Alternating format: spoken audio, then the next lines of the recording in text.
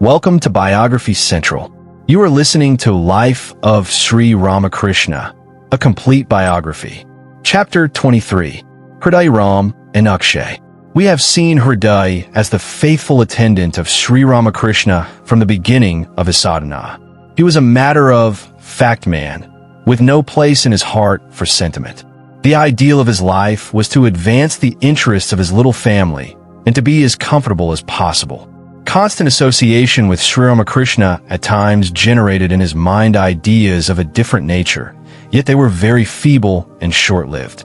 Whenever there was any chance to satisfy his desire for enjoyment, Hriday would run after it. It was due to this that he failed to see the significance of the wonderful experiences through which Sri Ramakrishna passed before his very eyes during the eventful years at Dakshineshwar.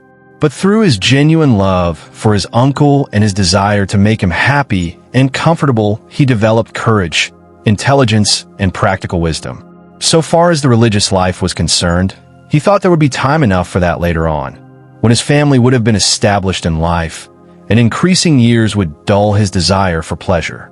At this juncture, his wife died and his whole outlook on life changed. The pleasures of the world lost their savor, and he yearned for God. He began to worship the Divine Mother, meditated now and then, casting off his cloth and holy thread, as he had seen Sri Ramakrishna do, and insisted that the power be given him to realize the higher truths. He thought that as Sri Ramakrishna was so well pleased with his services, he had only to ask to have the glorious results of spiritual practice conferred upon him. The master told him that he would gain everything by simply serving him, and that everything would be in a muddle if both of them forgot all about the body in their absorption in thoughts of God, since there would be nobody to look after their creature comforts. But Hriday was not to be persuaded, so the master was constrained to say, "All right, let mother's will be done. My wish is of no avail. It was she who revolutionized my mind and made me pass through all those stages of realization. If she wills, you too shall have them." A few days after, Hriday began to have visions and even fell now and then into states of semi-consciousness during meditation or at worship. Questioned by Mother about it, the master said, "Hriday is not feigning these states." He earnestly prayed to Mother to have some visions, and this is the result. She will soon cure him. "No, Father," replied Mother with a smile. "I am sure it is all your work. Now please bring him down to the normal state, so that we may both serve you. These spiritual states are not for us." One evening shortly after this, Sri Ramakrishna was going towards the punch of a tea. Hriday, thinking he might need his help, followed him.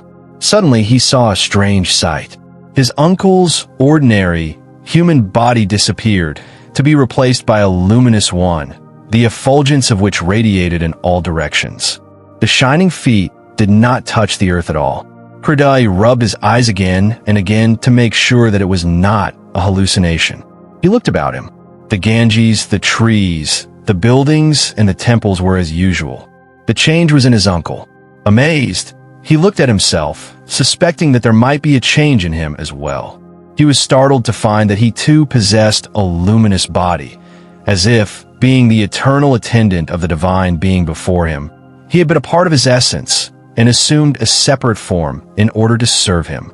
The revelation overwhelmed him with joy, and forgetting himself, the world and its opinions, he shouted frantically again and again, "Oh Ramakrishna, oh Ramakrishna, we are not men. Why are we here? Come, let's go from place to place and save people from their misery. You and I are of one stuff." "Hush," said Sri Ramakrishna, stopping short at the noise. "What has happened to us that you howl like that? People will gather about thinking something is wrong." But Hriday would not stop. Hastening to him, Sri Ramakrishna touched his chest and prayed, "Mother, stupefy this fool." Immediately, all joy left Hriday, and he found himself hurled back to his normal state, shorn of his glory like a fallen angel.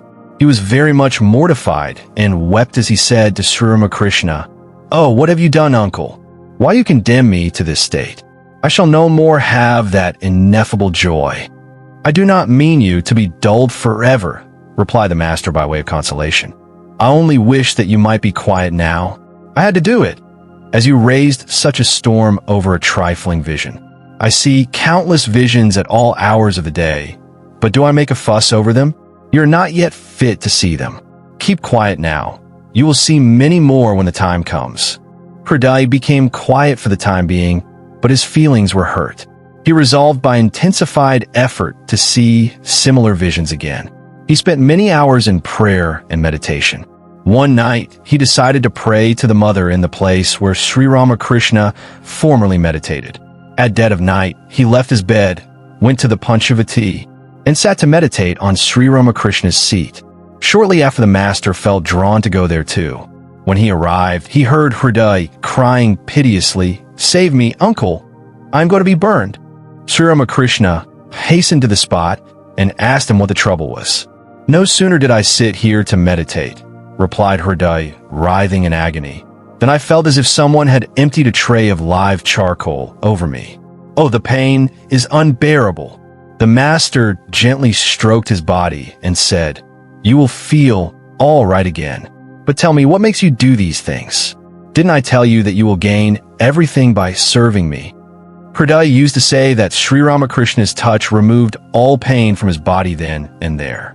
Convinced that it would be well for him not to run counter to the wishes of his uncle, he did not use the Panchavati for meditation again.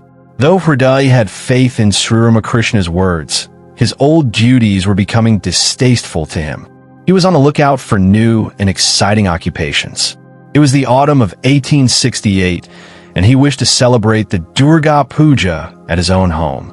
The master approved, and Mothar helped with money. Hriday was keen upon taking Sri Ramakrishna with him, but Mothar objected. He wanted the master to be present at the puja in his home. Sri Ramakrishna consoled Hriday, saying, "Don't grieve, Hriday. I shall be there in a subtle body every day to watch your worship. You alone will see me. Get another Brahmin to read out the mantras to you and conduct the worship in your own fashion. Don't fast altogether, but take milk and Ganges water at noon with some candy syrup. If you follow my advice, depend upon it the Divine Mother will accept your worship." The master also gave him specific instructions as to who should mold the image, who should act as the assisting priest, and how everything was to be done. Hriday went home with a joyous heart. During the 3 days of worship, he was astonished to see his uncle standing in a shining body by the side of the image. He returned shortly afterwards and told Sri Ramakrishna of what had happened, at which the latter said, "Yes, at the time of the evening service and again at the Sunday puja time, I was really eager to watch your worship. In the trance that followed, I felt myself carried to your chapel in a shining body along a luminous track." The master, in an ecstatic mood, once told Hriday that he would celebrate the Durga Puja thrice. It happened as he said, for Hriday failed in his attempt to celebrate it for the 4th time. Shortly after the first year's celebration, he married a second time and again devoted himself to the worship of Kali and the service of his uncle in the Dakshineshwar temple.